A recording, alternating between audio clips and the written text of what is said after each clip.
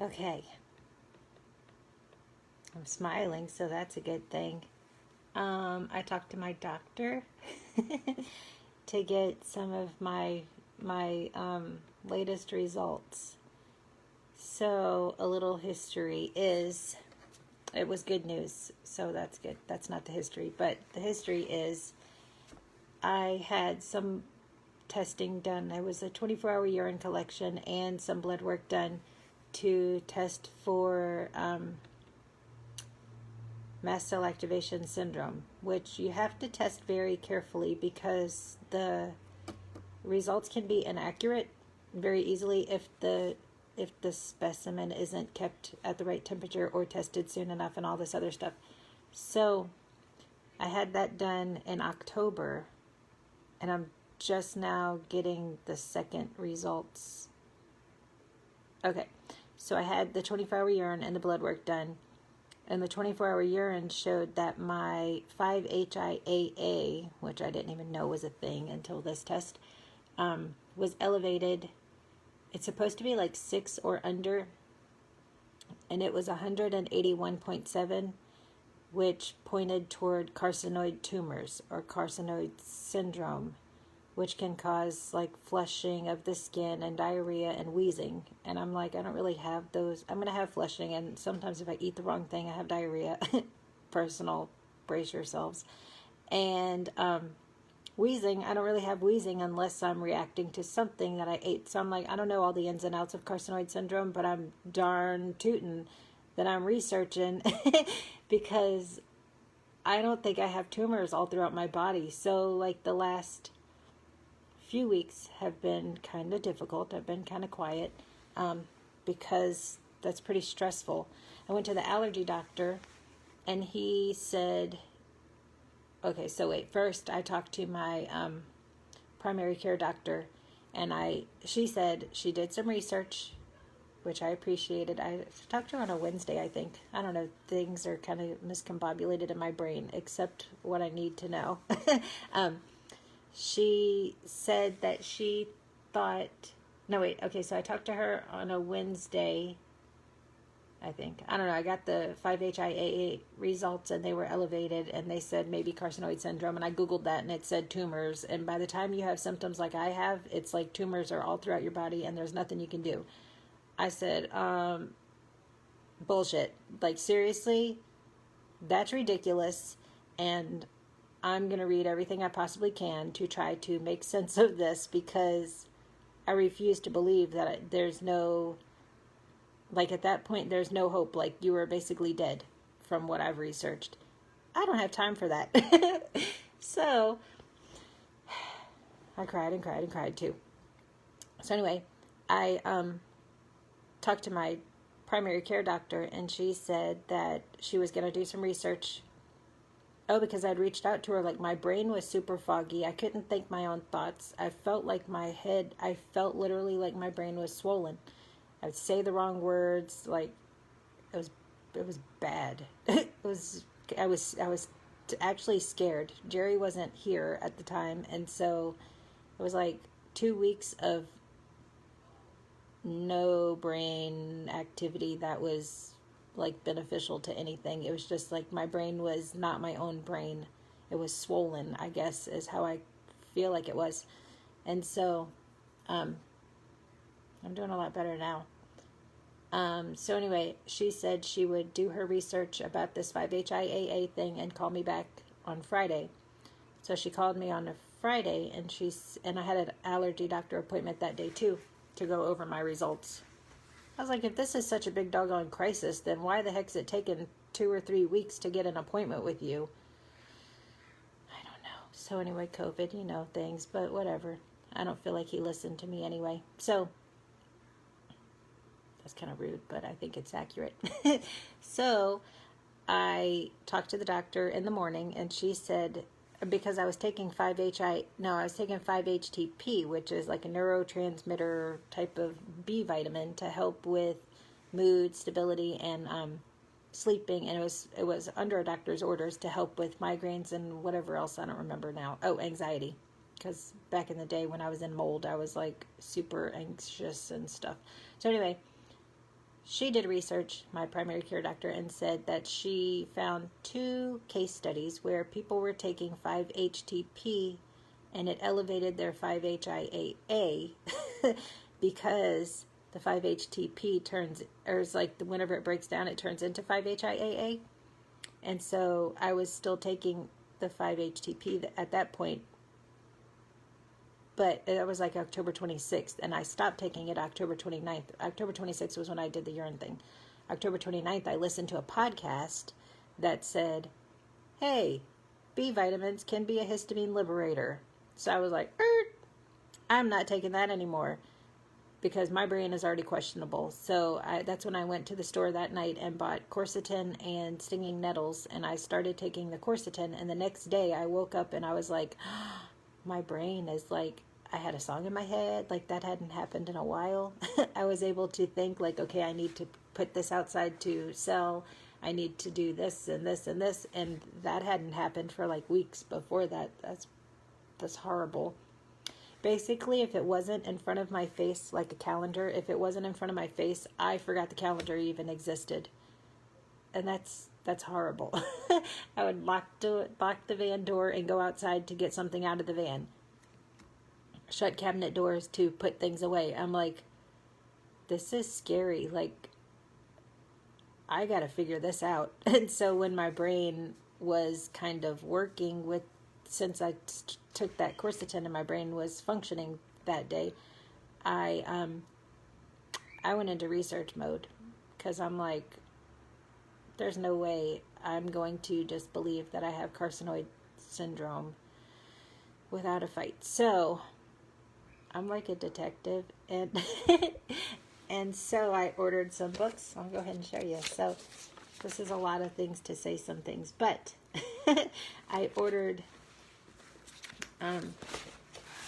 this book, which talks about mast cell activation syndrome, from a doctor that's like one of the leading experts in this situation. It is good, and it has a whole bunch of glossary section. So I highlight in here like my symptoms that are similar to symptoms that these people have, and it's like no 2 people have the same symptoms, so it can be very difficult to diagnose. And then even whenever you're having like the test done to check for it, like your results can be inaccurate because they don't handle it properly at the lab. So that's kind of stressful.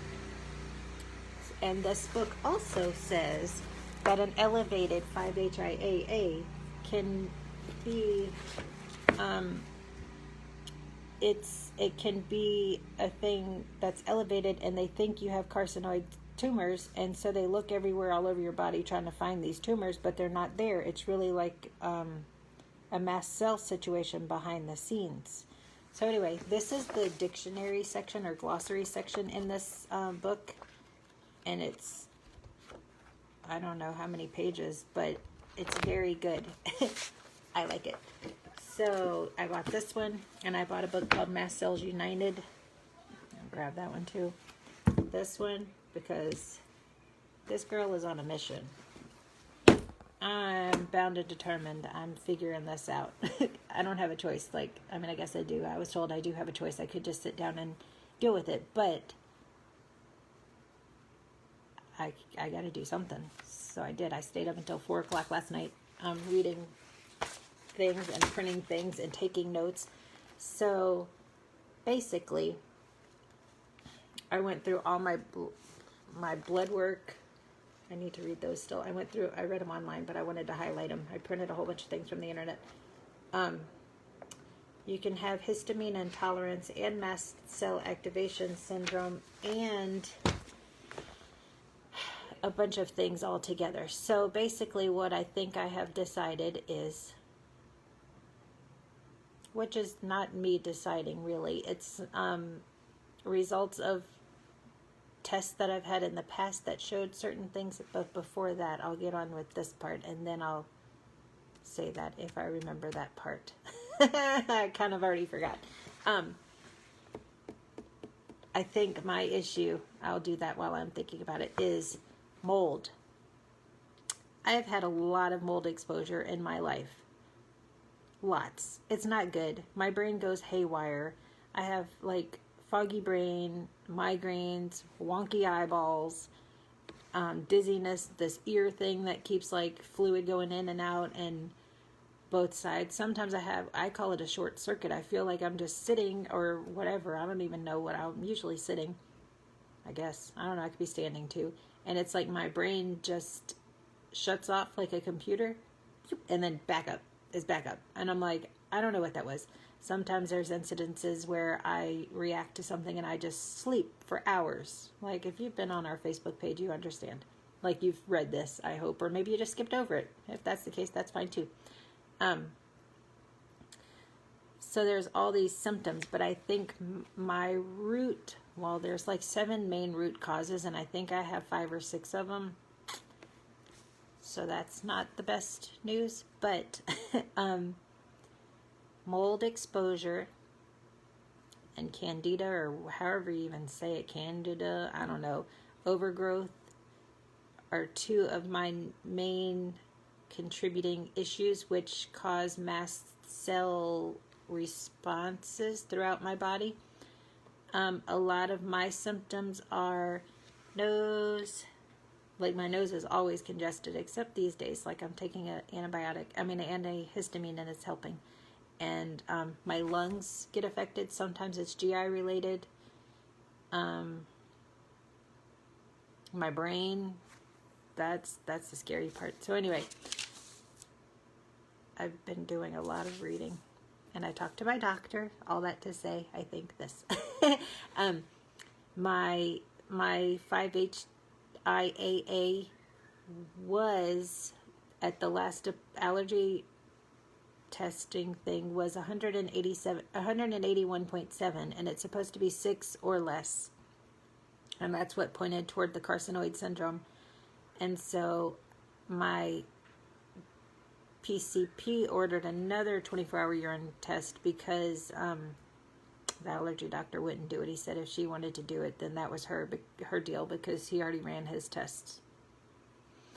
So she did it, or had it ordered, whatever. And my number this time was 3.3. And that, my friends, points to the 5-HTP B6, I think it was vitamin, was creating the elevated number.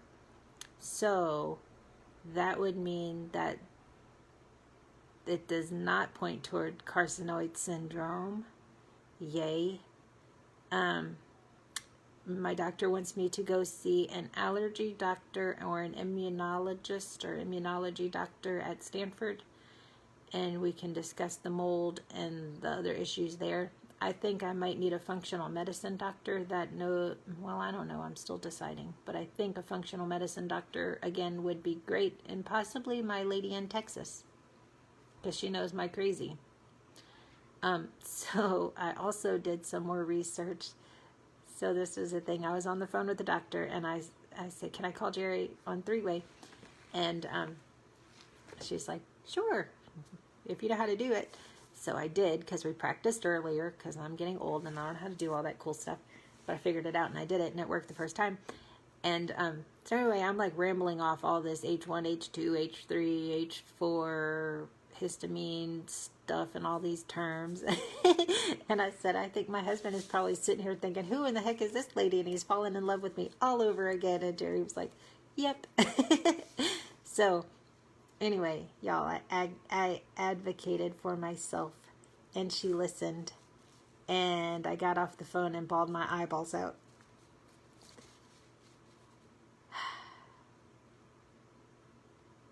It was good. So I said, I think what I need to do is have an H1 blocker type of thing. I'm already taking an H1. That's the quercetin and stinging nettles. And I think I need an H2 blocker, because the H1 blocker, according to my handy dandy research, there's a chart, and I literally highlighted everything in all these different colors, and then I wrote each whatever the histamine does, like It's the role of histamine in allergic diseases. And so I wrote down the H1 symptoms and the H2 symptoms. H3 is brain. I don't know how you heal that or fix that with supplements. I don't know that they have anything really yet. And H4 is like allergy and inflammation. They're coming up with something for H4. And I think I read there's an H5, but this one didn't mention that. So the H1 symptoms are like the bronchospasm, asthma stuff, edema. I don't even know if I'm saying all these right. In the lungs, and itching your skin. My eyes usually itch like crazy. Mucus edema, like the fluid. I constantly, even with this natural antihistamine, I still feel like there's a constant drip, like stream down my throat of liquid. That's gross, I know. Sneezing, I don't really sneeze much. Mucus secretion is a H1 thing. Hives, I don't really get hives. Vasodilation, there's other skin things, there's more itchy business, and smooth muscle contraction, and the rapid heart rate. And H2 is a lot of mucus secretions. So that's why I feel like I need an H2 blocker also. Yep. And she was like, oh, and I think I need to add a DAO supplement, which is like something that, or an enzyme that you take that helps break down histamine in the body, because I have an MTHFR2, MTHFR gene mutations, and so I don't detox like I should. My body just doesn't detox like I should. I take Epsom salt baths and I do things like that, but it can build up, and that's not good. So, what was I going to say? It happens every now and then. I just kind of forget. The MTHFR gene mutations. So I feel like I need to, because I'm not really, like it's kind of like you have to imagine like you have a histamine bucket inside of you. And so whenever you eat things, or, it's usually eat things for me, like leftovers. If you eat leftovers and it has built up histamine, then you're putting that in your bucket, and your bucket might overflow, and then you react to all kinds of things. But my situation is, so the DAO breaks down the histamine and helps you kind of get rid of it out of your body. But my situation is I can physically like be okay. I feel like I'm okay. It's kind of like baseline crazy still, but kind of okay. And I'll walk into a store and then boom, it's like somebody's baking, and I smell the baking and my brain just starts getting wonky. You know how difficult it is to just go to the grocery store and have a wonky brain? It happened to me yesterday, twice. It happened to me the day before, or a couple days before that, when I went to Safeway and Whole Foods because they were baking, and then there was the deli right there, and it's like I get to the register and I'm like, I don't even know how to pay you right now because my brain isn't working right. I forgot I have bags like physically sitting in the buggy right here to give to you. Just crazy things. So yesterday I went to the store, and it was like, told you I'd be rambling. So I went to the store, and I broke the rule kind of, and I had a mango dragon fruit refresher, which is why I was posting the things about coffee earlier, because I was like, there has to be something in the coffee, because it's green coffee, that affects me and my mast cells, because it's just like a cascade effect where it's just like I'll be doing okay, and then I'll take a couple sips and there's throat clearing instantly, and then there's the drainage in the throat, and I feel a little like spacey, but it's not like, it's manageable. And so that started the chaos, and so it turns out that a lot of coffees have mold in them, and they have mold, and I forget what else, but it's basically like a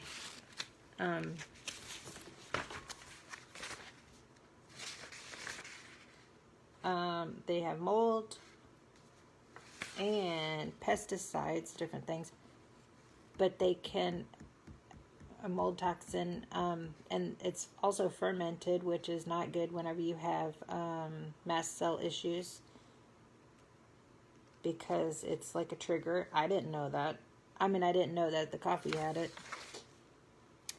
I'm trying to find this other thing.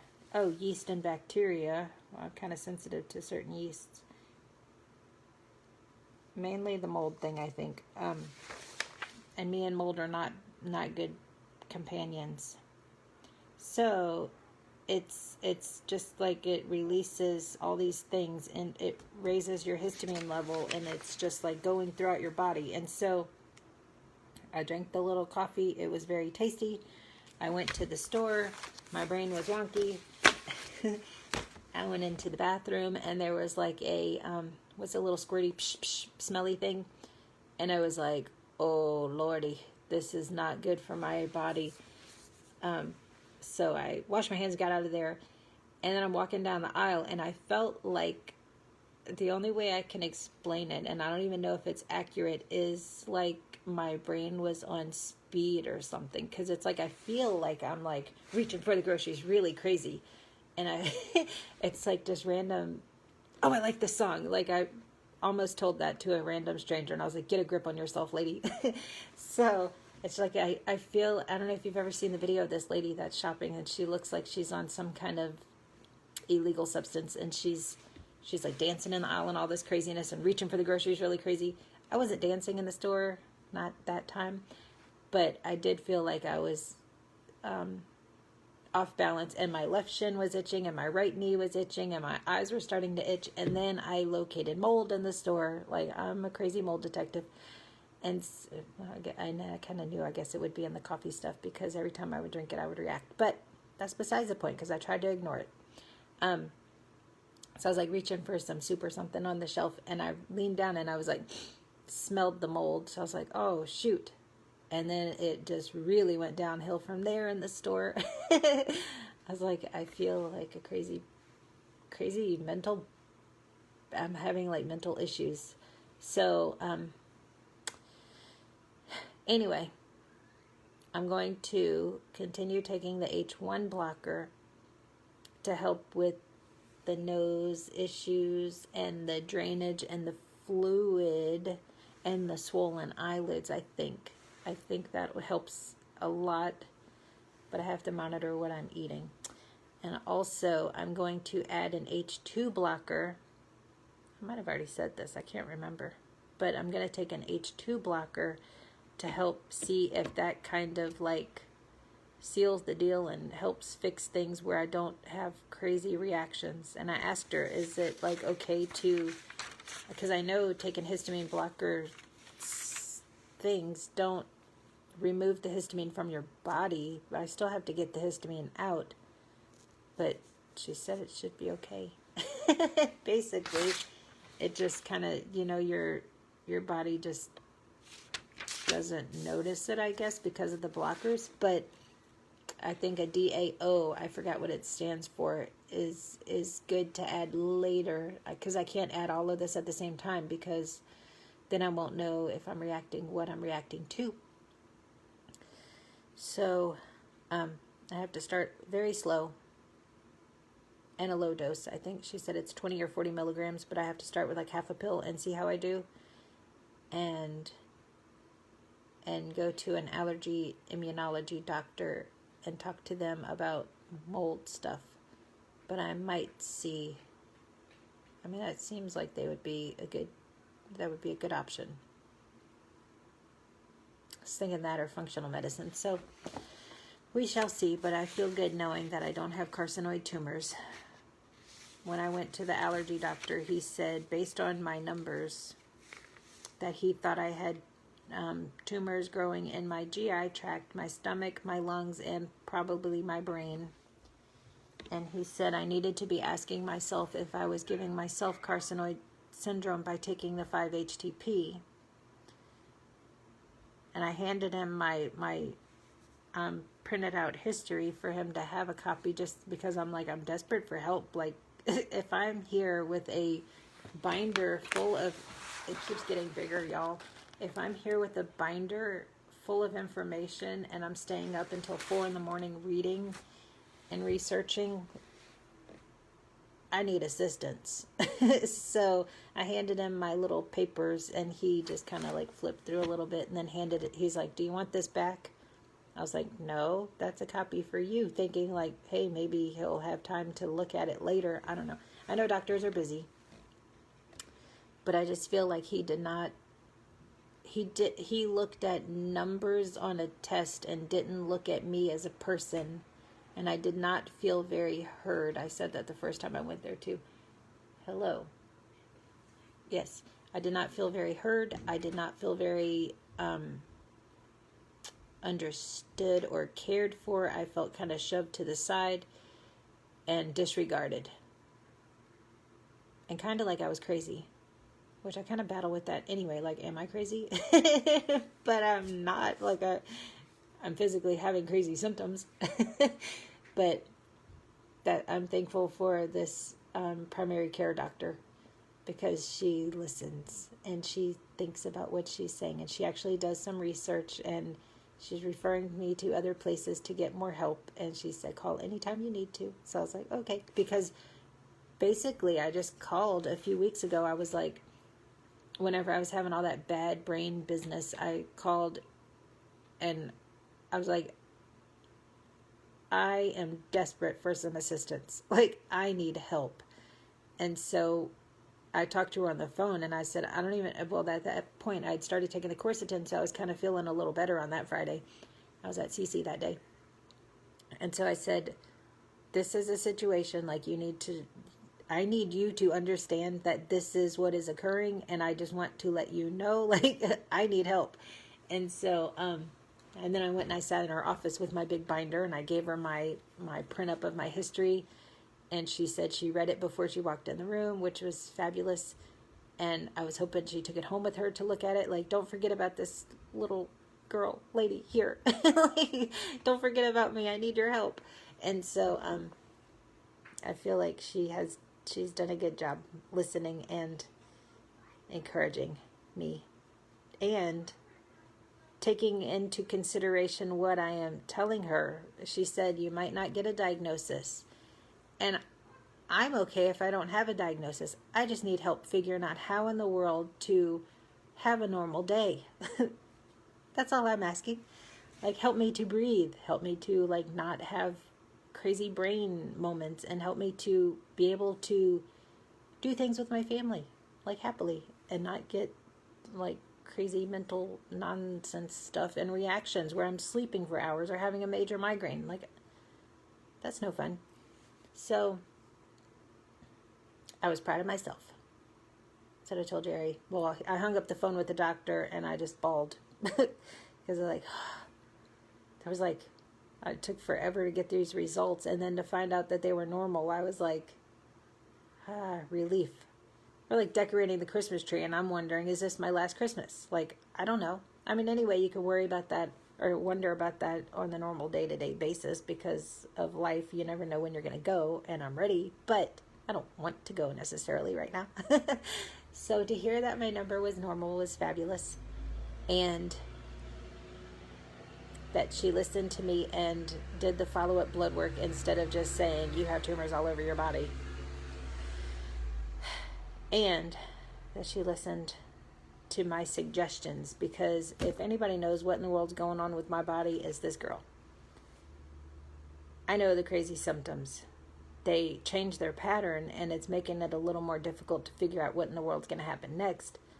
But I do my best to write it all down or type it up and keep track of it, because it's easy to forget.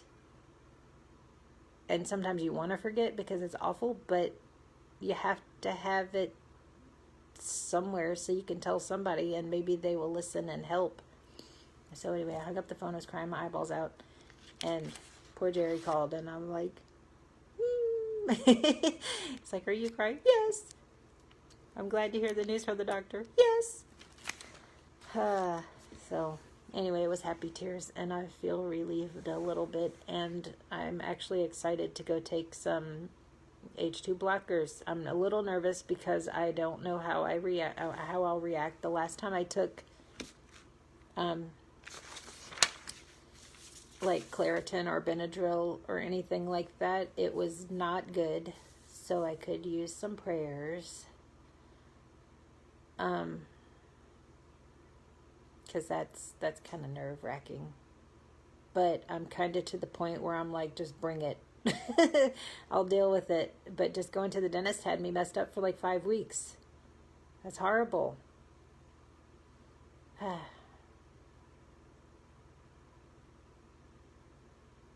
think I'm done rambling. I'm happy that it's like, you know, you have people that love you and are understanding and are kind and friendly, and they're your friend or your spouse or whatever, but it feels good to talk to the doctor about all this stuff and to be heard and to know that I'm fighting for myself. Because I'm worth it. And I'm sick and tired of doing all this. I just want to have like a normal day. Even today, I still like have drainage. I'm like, get it together.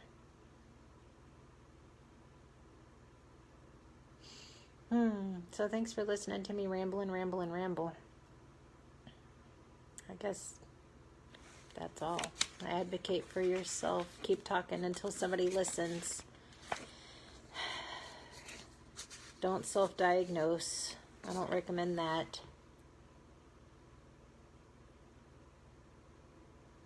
Now I have to go celebrate safely.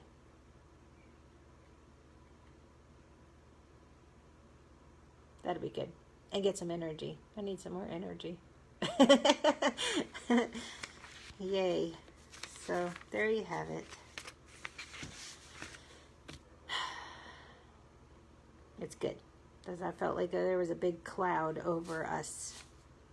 And now it's gone. At least that cloud is gone. It's good. So, thank you for praying. And y'all have a great day. I'm going to go get some pills from the pharmacy and see about taking them. Yay. Bye.